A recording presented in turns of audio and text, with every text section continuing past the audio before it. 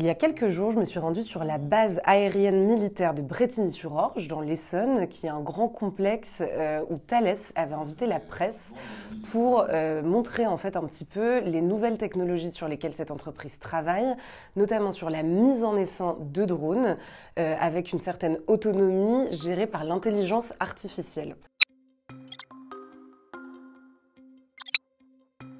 La question de l'utilisation des drones aujourd'hui par l'armée française est cruciale. Il y a encore quelques jours, le ministre des Armées, Sébastien Lecornu, expliquait avoir reconquis la souveraineté de la France sur ce sujet avec les essais réussis de munitions téléopérées, c'est-à-dire de drones kamikazes. Le sujet très important sur lequel travaille Thales, c'est justement la mise en essaim de drones. Ça veut dire avoir plusieurs drones qui peuvent voler en même temps, qui peuvent être autonomes, qui peuvent réagir entre eux sans que l'homme ne réalise justement les opérations au sol. Donc j'ai pu voir différents scénarios, notamment un scénario où 8 drones montent un à un dans les airs et font une mission de reconnaissance. Donc là, on peut voir que de manière totalement autonome, les drones vont faire une cartographie extrêmement précise des lieux avec les bâtiments réels, la hauteur réelle de la flore, etc. Donc c'est assez intéressant pour les équipes qui restent au sol et qui en quelques minutes vont avoir une cartographie très précise des lieux.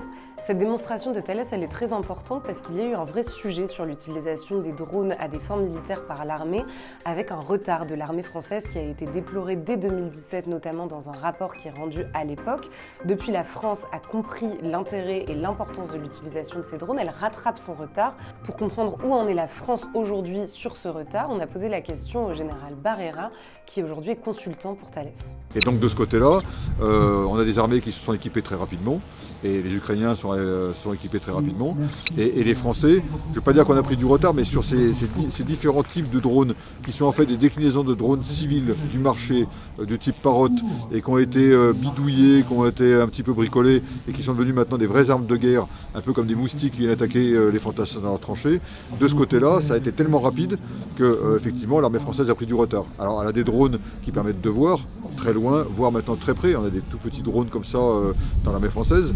Mais ces drones-là qui sont outillés pour pouvoir attaquer, ou ces drones-là pour pouvoir ensuite aller voir plus loin, ça, il y a un retard à combler, effectivement.